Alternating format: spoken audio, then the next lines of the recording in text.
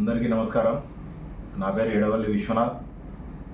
Janasena party రాష్ట్ర programming committee కార్యదర్శి మరియు నంద్యాల నియోజకవర్గ కోఆర్డినేటర్. నేను గత 10 సంవత్సరాల కంటే 2014 మార్చి 14న జనసేన పార్టీ ఆవిర్భావం నుంచి పవన్ కళ్యాణ్ గారు ఏదైతే పిలుపిచ్చారో సిద్ధాంతాలు నచ్చి ఆయన వెంట నడవాలని చెప్పి ఈ 10 సంవత్సరాలు సుదీర్ఘ ప్రయాణం, ఎన్నో రకాలైన వ్యయ ప్రయాసాలు చేకూర్చి, ఎన్నో రకాలైన వ్యక్తిగత జీవితాలని కావచ్చు, ఎన్నో రకాలైన ఇబ్బందులు ఎదుర్కొన్నా కూడా ఆయన ఏదైతే ఆదేశిస్తే తూచా తప్పకుండా పాటించి ఆయన వెంట నడవాలి, ఆయన యొక్క విజయంలో భాగస్వామ్యం కావాలి అని చెప్పి ఈరోజు వరకు ప్రయాణం చేయడం జరిగింది. ఈ క్షణం కూడా ఆయన మీద అభిమానం అయితే మాకు చావలేదు. కేవలము ఇక్కడ పొత్తు ధర్మము అనేది ఒకటి పాటించని కొంతమంది నాయకుల వల్ల ఈరోజు నేను తల్లి లాంటి జనసేన పార్టీని వీడి వైసీపీ పార్టీకి నేను వెళ్ళాల్సిన పరిస్థితి వస్తుంది. కారణాలు ఏమి అంటే, పొత్తు కుదుర్చుకున్న తర్వాత రాజమండ్రి జైల్లో ఆయన చంద్రబాబు నాయుడు కలిసి తర్వాత ఆయన బేషరతుగా మద్దతు తెలిపి పొత్తు ఉంటుంది అని తెలిపిన తర్వాత మేమందరం కూడా ఖచ్చితంగా ఆయన ఏదైతే చెప్తే దాన్ని మేము ఖచ్చితంగా తూచా తప్పకుండా పాటించాలని చెప్పి ఆయన దారిలో నడవాలని చెప్పి మేమంతా సిద్ధం కావడం జరిగింది. దానికి అనుగుణంగా ఇక్కడ ఎవరైతే ముందు బ్రహ్మానంద రెడ్డి గారు ఇన్ఛార్జ్ ఉన్నారో ఆయనతో కలిసి పనులు చేయడం, తర్వాత మళ్ళీ టీడీపీ అధిష్టానము ఫరూక్ గారిని నియమిస్తే ఆయనతో కలిసి ఎన్నో కార్యక్రమాల్లో పాల్పంచుకోవడం జరిగింది. ఏదైనా వాళ్ళు అభ్యర్థి అనే వ్యక్తికి గెలవాలన్న ఆలోచన ఏ విధంగా ఉందో లేదో మాకైతే తెలియదు, కానీ అభ్యర్థి అనే వ్యక్తిని మేము వెంటబడి, సార్ మేము బలంగా ఉన్నాము, బలంగా పనిచేస్తాము, మాకేం అవసరం లేదు, ఒక షెడ్యూల్ తయారు చేసి ఇవ్వండి, అక్కడ మీ వాళ్ళు ఎవరైనా ఉంటే ఇన్ఫర్మేషన్ ఇవ్వండి, మేము వాళ్ళతో కలిసి మేము పనిచేస్తామని చెప్పినా కూడా వాళ్ళు చేద్దాం అని చెప్పి ఈ రోజుటి వరకు కూడా ఏదో మాకే వస్తే మనం ప్రచారాలకు పోయినామంటే పోయినాం, 1 గంట తిరిగినామని చెప్పి తిరుగుతూ ఉంటే, ఈ విధమైన కార్యాచరణలతో వాళ్ళు పోతూ ఉంటే మేము ఇన్ని సంవత్సరాలు ఒక జెండాను నమ్ముకొని, ఒక సింబల్ని నమ్ముకొని, మా అధినేతను నమ్ముకొని మేము పనిచేసిన వాళ్ళము. ఆత్మగౌరవం అనేది ఎక్కడా కూడా వాళ్ళు కనీసం కార్యకర్తలకు ఒక భరోసా లేదు, నాయకులకు ఒక మర్యాద లేదు. వెళ్తే వీళ్ళకి టిఫిన్లు ఏ ఏరియాలో తిరుగుతుంటే ఆ ఏరియాకి ఇచ్చేయండి, ఎక్కడో కూర్చొని తిరిగి వీళ్ళు మళ్ళీ ప్రచారాలు చేసుకుంటారు. ఈ విధంగా వాళ్ళ దగ్గర నుంచి మాటలు వస్తూ ఉంటే కేవలం ఆత్మగౌరవం అనేది చంపుకోలేక ఈరోజు నా మనసు చంపుకొని, అభిమానాన్ని చంపుకొని పవన్ కళ్యాణ్ అనే వ్యక్తికి నేను, ఆయన సిద్ధాంతానికి నేను దూరం కావాల్సిన పరిస్థితి తెచ్చింది. ఈరోజు ఖచ్చితంగా నంద్యాలలో ఉన్న టీడీపీ వాళ్ళు కొంతమంది అంటూ ఉన్నారు ఏవో తాయిలాలు లాబింగ్లని. తాయిలాల కోసం, లాబీల కోసం తల్లి లాంటి పార్టీని ఇచ్చిన మర్యాదను, ఆయన ఇచ్చిన గౌరవాన్ని తాకట్టుకు పెట్టుకొని పోయే వ్యక్తిని అయితే నేను కాదు. అది ఏమి అనేది పార్టీ అధిష్టానానికి తెలుసు. జిల్లా వ్యాప్తంగా అన్ని జిల్లాల్లో పనిచేస్తున్నటువంటి జనసేన నాయకులకు, జన సైనికులకు తెలుసు. ఇప్పటికి కూడా వాళ్ళు పాపం ఫోన్ చేసి బాధపడతా ఉన్నారు నిర్ణయం తీసుకోవద్దని. కానీ విషయాలు అనేటివి సైలెంట్గా ఉన్నా వాళ్ళు తాయిలాలు తీసుకొని సైలెంట్గా ఉన్నారంటారు, పక్కకు వెళ్ళి మాట్లాడినా అదే మాటే మాట్లాడతారు. కానీ నిజాలు ప్రతి ఒక్కరికి తెలియాలి, వాస్తవాలు తెలియాలి. అవతల పక్క వైఎస్ఆర్సీపీ అభ్యర్థి రవిచంద్ర కిషోర్ రెడ్డి గారు రోజు గత 14-15 రోజులుగా చూస్తూ ఉన్నాము.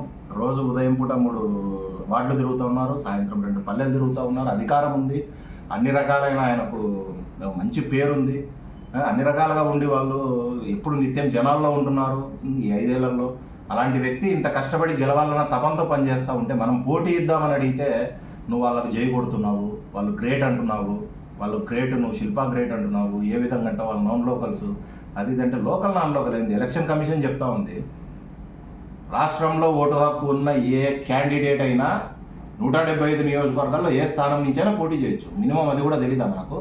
అది తెలియకుండానే హిందూపురం నుంచి బాలకృష్ణ గారు పోటీ చేస్తున్నారా, మంగళగిరి నుంచి లోకేష్ గారు పోటీ చేస్తున్నారా?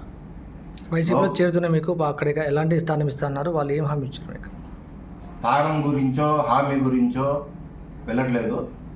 నేను అక్కడికి వెళ్ళి కూడా చెప్పింది ఏమంటే, అన్న మాకు వాళ్ళు పిలిచి మాట్లాడిన తర్వాత ఏం ఆశిస్తున్నారు మీరు, ఏదన్నా పోటీ చేయాలనుకుంటున్నారు ఎక్కడన్నా, లేకపోతే నామినేటెడ్ పదవులు అని చెప్పి, రేపొద్దున గవర్నమెంట్ ఫామ్ అయితే మీకు ఖచ్చితంగా చేద్దామని చెప్పినా కూడా మేము ముందు మీ గెలుపులో భాగస్వామ్యం అవుతామన్నా. మేము మాకు కావాల్సింది సెల్ఫ్ రెస్పెక్ట్ అనేది మాకుంది. ఆ రెస్పెక్ట్ని కాపాడుకునే విధంగా మాకైతే మీ ఏదైతే మీతో జర్నీ ఉందో అది సాగాలి అని చెప్పి వాళ్ళతో చెప్పడం జరిగింది. ఇంకోటి వ్యక్తిగత లాభాపేక్ష ఏదైనా ఉంది అంటే 10 సంవత్సరాలు అప్పుడే పుట్టిన పార్టీని నమ్మి వ్యక్తిగత జీవితాలని ఒక 30 సంవత్సరాల వయసులో ఎవరైనా కుటుంబం చూసుకోవాలా, ఆస్తులు కాపాడుకోవాలా, ఆస్తులు పెంచుకోవాలా, ఈ విధంగా ఉన్నప్పుడు కేవలం మా అభిమాన నాయకుడు పిలుపు మేరకు మేము స్వచ్ఛందంగా వచ్చి పనిచేసి మొదలైంది ఒకరిద్దరు మొదలైతే ఈరోజు క్రియాశీలక సభ్యుల్ని పెంచుకొని మేము వేల సంఖ్యలో క్రియాశీలక సభ్యులు ఉన్నారు, కార్యకర్తలు ఉన్నారు, బలంగా పనిచేసే నాయకులు ఉన్నారు. వాళ్ళు ఇబ్బందులు పడకుండా ఇప్పటి వరకు అధికార ప్రతిపక్షాల్లో ఎవరున్నా కూడా వాళ్ళకి ధీటుగా మేము పనిచేసుకుంటూ పోతూ ఉంటే ఈరోజు కేవలం వాళ్ళ సింబల్ కోసం పనిచేసే ఒక కూలీలుగా మమ్మల్ని చూస్తూ ఉంటే చాలా బాధాకరంగా ఉండి కేవలం ఆత్మగౌరవం చంపుకొని ఈరోజు నా దైవం అనుకున్న పవన్ కళ్యాణ్ గారికి నేను దూరం కావాల్సి వస్తుంది. కాబట్టి ఇటువంటి కార్యకర్తలు ప్రతి నియోజకవర్గంలో చాలా బాధపడుతున్నారు. నేను ఒక సూసైడ్ బాంబ్ లాగా నేను ఈరోజు తయారయ్యి ఇటువంటివి తెలియాలి, అధిష్టానానికి తెలియాలి. నాకు ఏమైతే ఇదైంది, ఆయన నన్ను ఏమనుకున్నా పర్లేదు, నాతో కలిసి పనిచేసిన వాళ్ళు ఏమనుకున్నా పర్లేదు, నేను డబ్బు కోసం పోయినా అనుకున్నా పర్లేదు, ఏదో ఆస్తులు పెంచుకోవడానికి పోయినా అనుకున్నా పర్లేదు, కానీ నేను కేవలం ఒక ఆత్మగౌరవం కోసం ఆత్మాభిమానాన్ని చంపుకొని ఓడిపోయి మేము గెలవకూడదు, మాకు గెలుపు అవసరమే లేదు అని భ్రమలో బతుకుతున్న వాళ్ళ కోసం మనకు పోయి పనిచేయాల్సిన అవసరం లేదు. కావాలంటే మా సింబల్ ఉండింటే మాకు 5,000 ఓట్లు పడతాయా, 10,000 ఓట్లు పడతాయా, అసలు ఓట్లు వేయరా అనేది కాదు. 2019లో ఇదే శ్రీధర్ రెడ్డి గారి కోసం వాళ్ళ ఎస్పీ రెడ్డి గారికి ఆరోగ్యం బాగాలేక వాళ్ళు ప్రచారాలకు రాలేకపోతే 5 గంటలకు లేచి వెహికల్స్ పెట్టుకొని కార్యకర్తలు ఇంటింటి దగ్గరికి తిరిగి వాళ్ళందరినీ మేము ప్రచారాలకు తిప్పి వాళ్ళకి ఏ అవసరాలు ఉంటే అవసరాలు చూసుకొని వాళ్ళ డబ్బులు ఇచ్చినా ఇవ్వకపోయినా సొంత ఖర్చు లక్షల రూపాయలు పెట్టుకొని 138 బూతుల్లో ఏజెంట్లను రిలీవర్లను కూర్చోబెట్టి 2019 ఎలక్షన్లో పోరాడి వాళ్ళ స్టాఫ్ వాళ్ళకు ఓట్లు వేయకపోయినా కూడా 6,000 ఓట్లు పవన్ కళ్యాణ్ గారి సింబల్కి తెచ్చిన వ్యక్తులం మేము. ఈరోజు ఆ కష్టం అనేది మేము ఈరోజు 2024లో ఇంకా 5% కూడా మేము కష్టపడలేదు.